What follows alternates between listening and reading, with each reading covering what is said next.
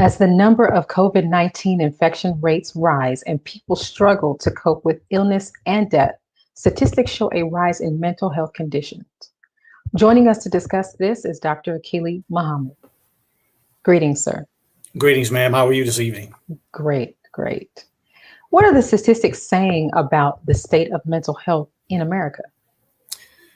Wow, they actually are saying some very negative things. We've had an increase in just about every aspect of mental health issues in this country. We're talking about depression, anxiety, drug use, suicide, domestic violence, murder, a lot of cases of police being called for disputes that has significantly increased during this pandemic, which is tied to the overwhelming nature that this pandemic has had on the public.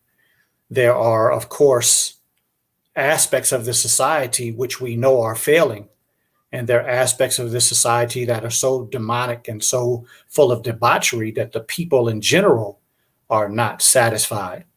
And when it comes to this biblical type pandemic, people are looking for answers and they're not finding it in this society. And as with this vaccine, there's so much propaganda to keep our minds in certain areas. For instance, the number of deaths that have happened with the coronavirus in the United States is still less than those that died with heart attacks, still less than those that have died from cancer. But we have been so inundated with this information of this pandemic that many people are feeling overwhelmed and feeling that they are in somewhat of a purgatory. So in general, those are the statistics. I don't know their specific numbers, but every one of those categories that I mentioned, suicide, domestic violence, drug use, those are all up like 10, 15, 20%. Now, what has happened since the pandemic? What would your thoughts, or what would you say? Would it be, would the increase be contributed or attributed to the quarantine, or could it be just the propaganda only? What are your thoughts on why this increase has happened and continues to rise? Yes, that's an extremely interesting and important question, because there are many studies that are saying that in general, even before this pandemic, that people that live in congested environments, the inner city type situations, that lends to a leaning towards having anxiety, depression, anger problems, not being able to feel like you can calm down, relax. And so that was a lot of the information that was out before the pandemic. And now that we're in the pandemic over a year now in the United States, and of course, this is a global issue, but I'm speaking directly to the United States, people are starting to feel the effects of not being able to go outside.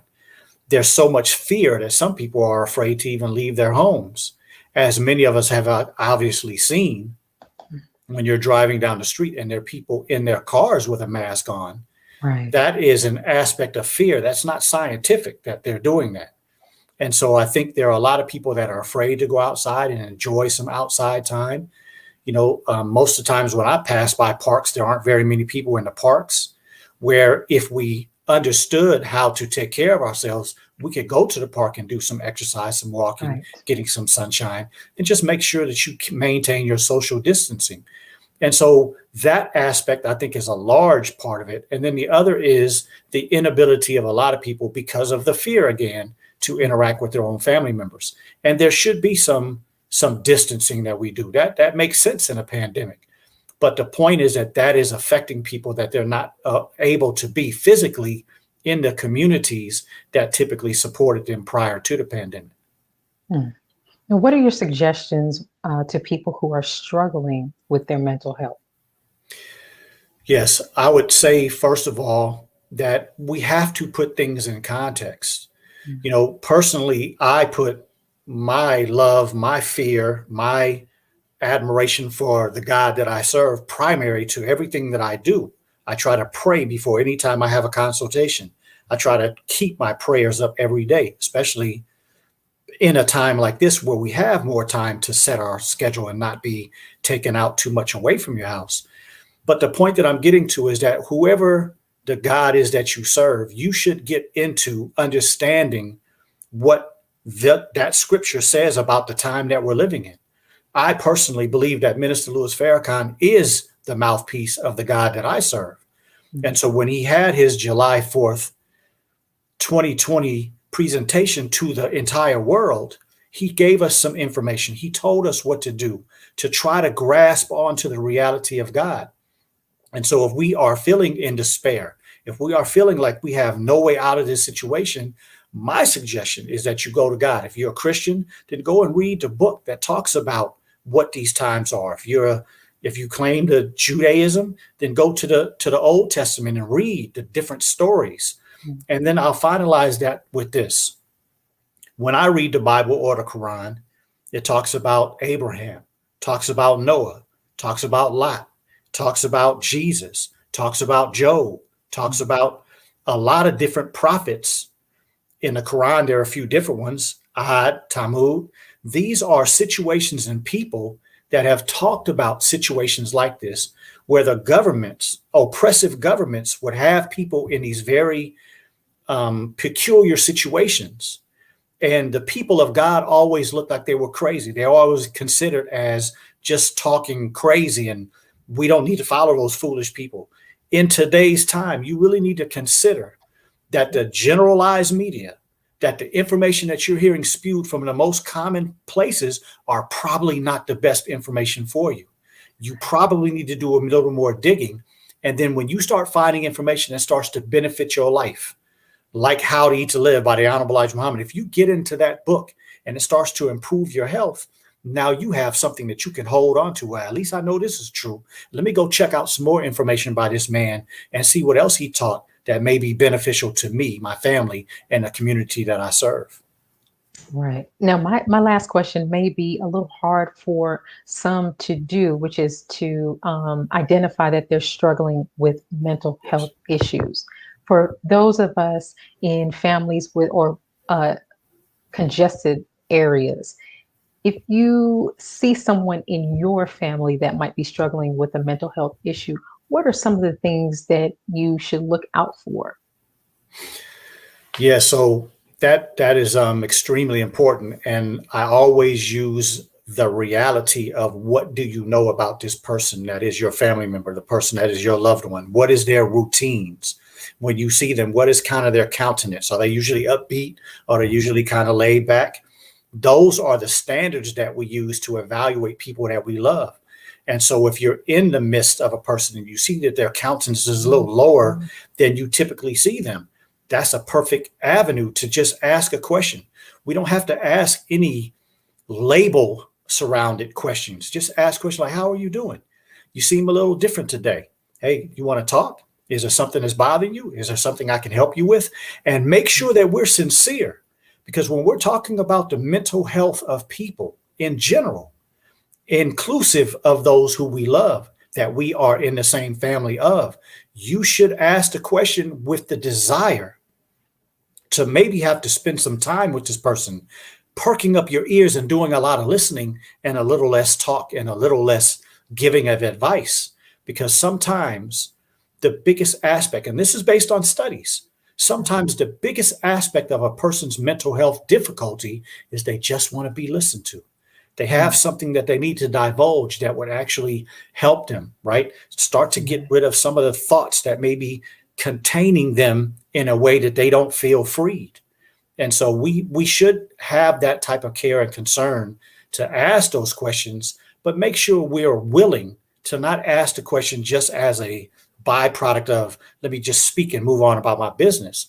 If we're truly concerned about somebody's mental health, we have to have a dedication and a sacrifice to say, okay, this might take a half a day. This might take a couple of hours.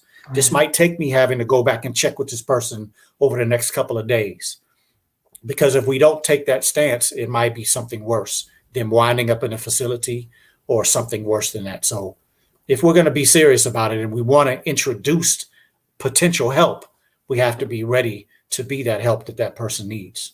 Right. Now, speaking of identifying mental health issues within ourselves and within others, one group that we tend to overlook is the children.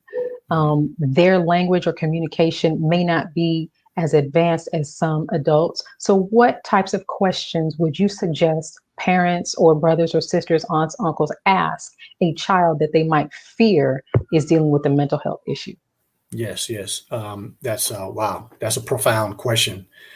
I would say that what I said in the last answer is appropriate, and we have to turn up that patience dial,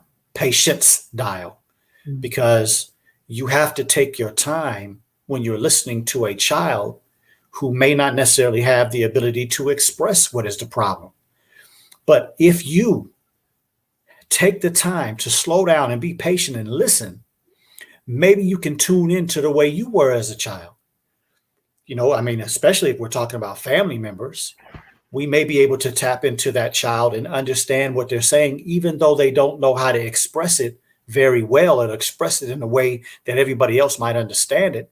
But again, that takes patience, and it takes you having some consideration of what are the possible things that could be affecting this child. A child doesn't understand the reality of a viral infection spreading through the air. A child doesn't necessarily understand the reality of what we say when we say somebody died, somebody's in the hospital. They may have some, but I'm talking about young children. They don't necessarily have the connection to what that really means. And so it's going to take some effort on our part to listen, and then not necessarily always want to explain everything so that we think they understand it, but just to explain what it is that they express to us and make sure we stay within the realm of where their understanding is. But we start trying to make ourselves seem important or try to make ourselves seem as if we know so much. Sometimes we'll lose children because they're not necessarily interested in what you know or how important you are. They're interested in knowing that you care enough to listen to them and to try to understand. A lot of times that will make a child feel amazing. And those are some of the ways that you can greatly change in a quick manner a child's mental health, is by making them feel like they're special, making them feel like they're heard, and making them feel like they were important enough for you to stop all the things that you typically push them away for, and spend some time with them. That would be amazing to a young person's mental health status. Yes, sir. Thank you so much, Dr. Akili, for joining us today and for your wonderful insight as always. Thank you, ma'am. Appreciate the opportunity. Yes, sir. Let's pause for announcements from our sponsors. When we return, Netfa Freeman of the Black Alliance for Peace will be on to talk about the Pan-African Community Action Plan. We'll be right back. Be a part of the force that powers truth in journalism. Go to nnvnews.com/donate.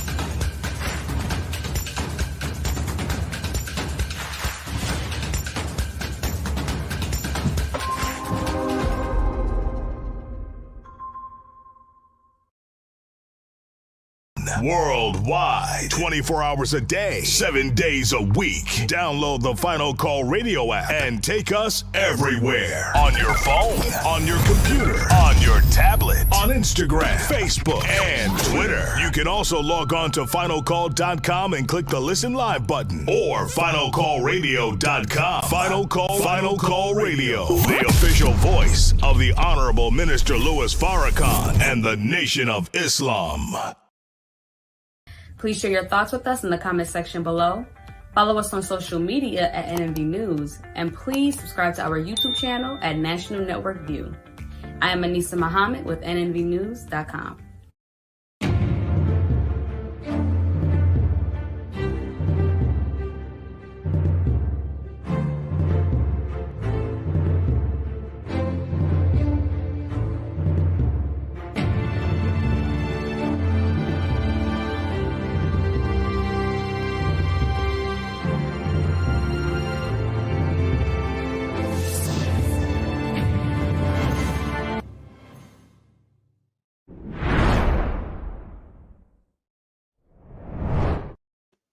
Black Alliance for Peace and the Pan-African Community Action Plan are standing in solidarity with struggling Black and Brown workers. Joining us is Netfa Freeman with the Black Alliance for Peace to discuss this further. Greetings, sir. Thank you for having me. Thank you. Your organization, Black Alliance for Peace, and its members, including the Pan-African Community Action Plan, are bringing attention to the billions of people still struggling under global capitalism, militarism, and colonialistic regimes. What types of initiatives have you been involved with? Mm-hmm. So I'm a member of Black Alliance. Both. Black Pan-African Community Action is the organization. We're based in Washington, D.C., and we're one of several organizations that are a member organization of the Black Alliance for Peace. Pan-African Community Action started a little bit before Black Alliance for Peace in November 2015. We're emerging, you could say, out of what most people know as the Black Lives Matter movement and this extrajudicial killings and brutality by police. And then Black Alliance for Peace, about maybe a year or two after, we was founded and created to address militarism and war and in all forms of imperialism by the U.S. in particular, but also by what we refer to as the pan-European patriarchal capitalism, capitalist patriarchy, and around the world. So it was all the Western powers and the NATO powers and the forces. And so to get right to some specifics in terms of your question, so when Pan-African Community Action started, one of our main campaigns, and it's still the main campaign, is what we refer to community control over the police. So we've based on the Black radical tradition and the Black Panther Party's campaign for community control of the police.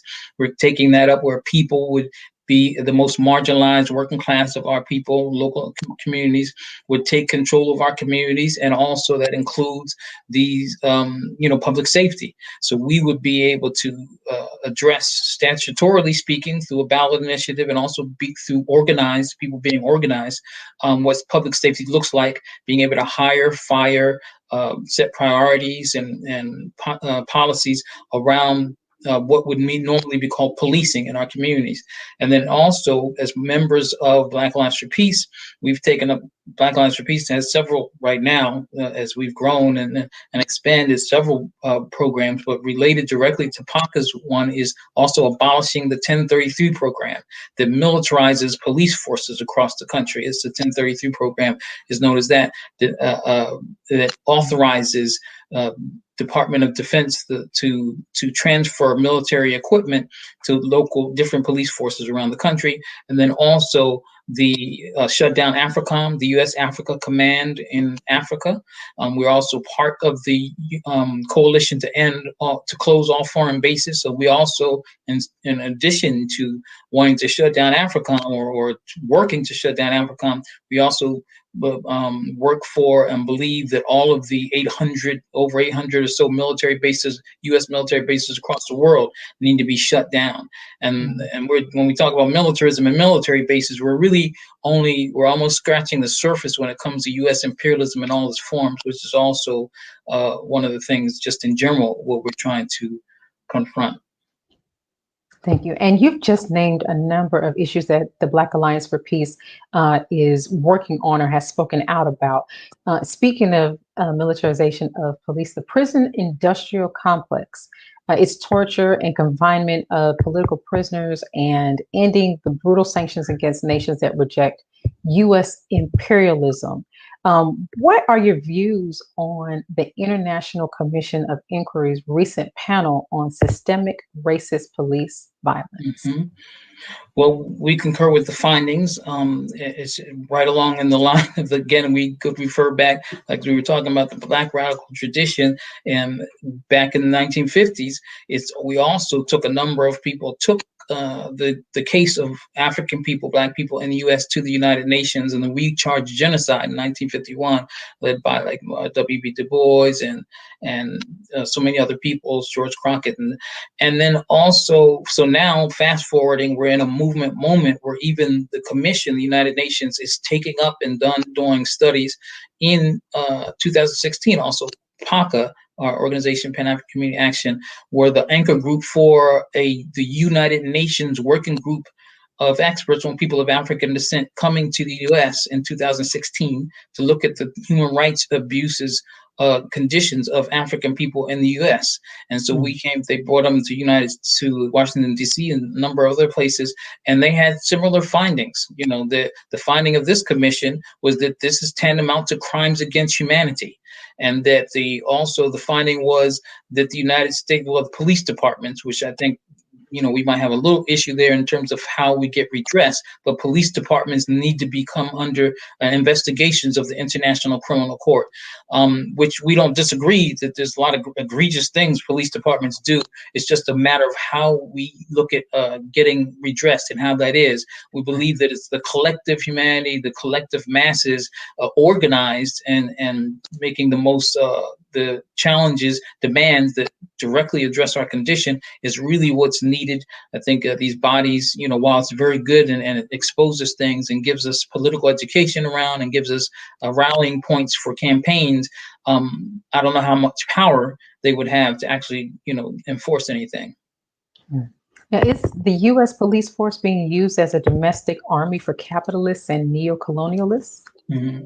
That's the origin of it. I mean, if we look at it, and I think it's happily so that it's much more known now that the history of and origins of the earliest U.S. police come out of the slave patrols in the South, and you know, to put down insurrections, which is what we're, you know, tantamount to, you know, the workers and wildcat strikes now, and also in the North, put down insurrections and catch, you know, escaped Africans, enslaved Africans. And then in the North also, and this is where we see it refining, the private security agencies. These are the origins, the beginnings of the history of the U.S. police. And so now under public, not really even public, but under state, they're an extension of the state, which is here to, in this settler colonial country, the three hydras of settler colonialism in the U.S. and basically anywhere are it's white supremacy, capitalism, and patriarchy, and the police are there to enforce that. Now we're in a movement and a historical point in time of what was referred to as neoliberalism, the age of neoliberalism, privatization, austerity, you know, commodification of things, and, you know, seeking, you know, private solutions to things, which we can see in the pandemic, is that the state, and we're seeing what would be known as a surplus population. People who cannot fit into the shrinking economy that capitalism has that's based on profit before people. And so now they have to deploy in a militarized fashion now, because we're seeing militarized police and increasing of militarization. In fact, even this Biden administration has increased it in the short time that it's been here. While everyone was focusing on Trump, the Biden administration has increased military transfers of equipment, that they're having to increasingly resort to the militarized policing to keep the colonized subjects in check, and that would be us. We see that after the Derek Chauvin, you know, verdict and everything. Now, speaking of just the police, previously when we had you on, we spoke about Haiti and the situation over there. The U.S. Biden-Harris administration has shown a lack of commitment to the Haitian people and are propping up seemingly what is to be seen as a puppet government. What's the significance of May 1st for the poor and for the workers in Haiti? That's a very important question. I think the significance is huge, and people in this country were were dissuaded from understanding May Day, as is commonly known, where the laboring classes have claimed May 1st as May Day, International Workers' Day, from an incident actually that started in the United States in the late 1800s. But the United States, because it's so committed to capitalism and neoliberalism, it doesn't really talk about May Day, and so it's grown tremendously in other countries, and Haiti in particular, which we actually, we probably mentioned before how it was the first republic, democracy in the world, actually, to abolish slavery, but also its history of resistance, not only to overthrow French colonialism, but also insisting over the decades against U.S. Neocolonialism, all the way, having to resist the U.S. occupation and whatnot. We're talking about the laboring classes in Haiti. So Haiti has constantly, and through their resistance over the decades, has proven, symbolized the an uncompromising resistance of the laboring people against neocolonialism and imperialism. Now, May 1st is also the deadline that the United States agreed to last year to pull out of Afghanistan. Will the U.S. leaving Afghanistan end the suffering of the Afghani people? Well, first, we don't believe they've already proven that they're not even going to leave, and they haven't left. They're still leaving people behind, and then some troops behind, and that's not even counting the special operations forces and their mercenaries and whatnot in Afghanistan. But at least it was if they did leave, which really right now, because they haven't left and they're claiming this tie to September, this pushing it back to September 11th, is doing a couple of things. It's reneging and dishonoring the agreement that they made, which we've seen already has consequences according to how the Taliban has responded and responded to that, and then a breaking of the agreement. And it also ties it, to this propaganda of tying it to September 11th, as if it was for some reason that was why the United States is in Afghanistan, which is not. Right. But the problem is that even if, the Afghan people in Afghanistan will have its problems no matter what, the United States has certainly exacerbated those problems. They have not solved anything. They've made it much more worse. But the precondition for the people of Afghanistan of solving their problems has to be for the United States to leave without any kind of preconditions or anything. It has to be that. If it won't solve their problems, it is still the precondition for a solution to their problems. They can't solve them as long as the United States remains there and the capacity of the thing. Thank you, Mr. Freeman, for joining us again and for all of your insight on these worldly affairs. Thank you. Thank you. Let's pause again for a word from our sponsors. Afterward, Derris Martin will be on to discuss his group, ManUp Flint. We'll be right back. Be a part of the force that powers truth in journalism. Your support helps to combat false media. Cash App, NNV News. Greetings from National Network View. This week's Final Call cover story headline memorializes the late, great DMX. Last week, DMX's life was celebrated at the Barclays Center in Brooklyn. Large crowds gathered to honor the legend. They were there to remember a man who wasn't afraid to express his pain with the world. The Honorable Minister Louis Farrakhan spoke via Zoom to the large audience. He delivered words of comfort, wisdom, and guidance to everyone under the sound of his voice. DMX will live on. This FCN volume number 29 edition features the middle page article is a transcript of what the Honorable Minister Louis Farrakhan said at the memorial. To read more, subscribe to finalcalldigital.com and tune in to the all-new Final Call Radio. This is the NNVnews.com Final Call cover report.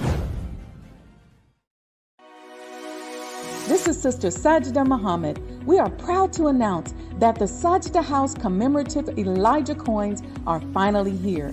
This priceless heirloom, made from recycled copper from the messenger's home, is now available at sajdahouse.com. Please make sure you leave your comments and questions in the comment section below. Follow us on Facebook, National Network View, and make sure to check us out on Twitter as well, National Network View. This is Sergio Gutierrez with National Network View, signing off.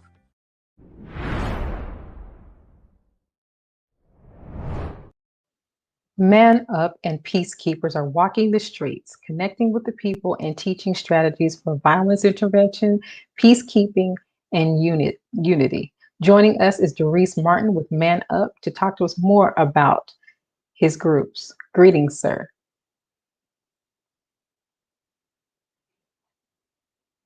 There you are. Okay. Yes. I'm ready. All right. Thanks for joining us. Yes, ma'am. How long has ManUp been active? Well, we first came into existence maybe 7 years ago. And at the time, we was dealing with just people that was addicted to drugs. We was working out of a rehab. And I was acting as a recovery coach. But since then, it has grown to become a community group dealing with young people and intervening in violence and mischievous things in our community. So it's been on that aspect maybe 6 or 7 months. Me and student minister Derris Muhammad of Flint combined ManUp with Peacekeepers. And we've been in existence maybe close, a little under a year now. Good. Now, what inspired you to take interest in this age group of young men? I'm assuming that these young men are between the ages of about 10 to 18. Yep, and even younger. Okay. But it came from our young men, they growing up, being pimps, thugs. This is not just words. It's a belief system. It's a behavior. It's something that they process into and indoctrinated with. I mean, it's so bad that some of the young brothers were getting to the point where they believe that that's what black is. Anything that's destructive is what black is. You ask some of the young brothers, some people tell brothers, you can be a doctor, you can be a lawyer. They say, well, in the projects, we ain't never seen that. So we don't have no idea that could ever happen, but I know I can be a drug dealer because that's real. It's right up the street. All the men in my family, that's what they are. All the men in my community, that's what they are. So they begin to believe that this is black. This is what black people are. So we rallying men to teach these young men that that's a lie. That's what we was made to be. Somebody made us that way. We teaching them who made us to be that way, why they made us to be that way. And we have examples in front of them of this ain't the only way. We in this one to new black men. We got a program coming up this week where we're going to honor the common man in our community, basketball coaches, teachers, and educators. And we're trying to make it possible where young black men in our community will be able to reach out and touch these type of men, walk with them, sit with them, eat with them, learn from them. So they won't just be exposed to what America would like black men to be exposed to. Right. Now, what are some other topics that you cover in your mentorship program? I know you said we're working to give them a different idea of what a black man is supposed to do and be. What are some of the other things that you might touch on with these young men? Well, knowledge itself is number one. And sometimes that entails a lot of things. So some of the 6, 7, 8, 9-year-old boys that's in the group, we teach them how to keep their pants up, how to iron their pants, how to look men in the eye when they're shaking their hands, how to open the doors for their mother. We're going all the way back to the basics with the young brothers. This has been missing in their household. This has been missing in their community. They don't identify with it. And some of the older teenage boys, we teach them, we go a little deeper with them. We teach them how drugs became available to us and how they can take that same energy that they put into that and put it in the lawn care, put it in the power wash, put it into anything that you can do for self. You don't have to just be on these streets trying to make it that way because that's disruptive. And we teach them, we do it through sports. Sometimes we have those up there just tutoring who kind of slow in math, slow in reading. We address them problems as well. We're dealing with the whole person. The most honorable Elijah Muhammad said that the black man had to be totally remade over. And that's what we're trying to do. Okay. Now, what do you need for your group? Are you accepting food items, clothing items, donations? Are there any necessities that you need to help you continue to service these boys? Main thing we need was we trying to get together here in Flint is a home. We've been going to different churches. We've been meeting in different locations. We're trying to get a permanent home, which will be our home base, and we can serve as many young men as we want. That's our number one need. Finances is always are needed, especially when they come from the right places. So we don't reject finances coming from places that want to control what we do and how we do it. They can keep that. And anything that can help families, food, clothing, and all that, we accept that as well. But the number one thing we need is people. Solid people who on the other side, who overcame something or living a good life, and they Black. We need that. That's our most important need. Now, I understand that you are on Facebook. How can our viewers reach you if they want to donate their time or money to the boys? Or they can reach me at, if they want my address, they can reach me 2725 North Chevrolet. Send anything to that address, Flint, Michigan, 48504. Or you can reach me by phone, which is 810-956-0455. Okay, perfect.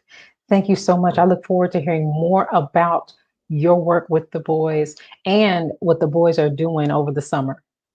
Okay. Thank you very much. Yes, sir. Thank you for joining us. Thank you for joining us today and tuning into National Network View News. Please share your thoughts with us in the comment section below. Follow us on social media at NNV News, and please subscribe to our YouTube channel, NNV News. This is Rosalind Parks with National Network View News. Good night. Be a part of the force that powers truth in journalism. Go to nnvnews.com/donate.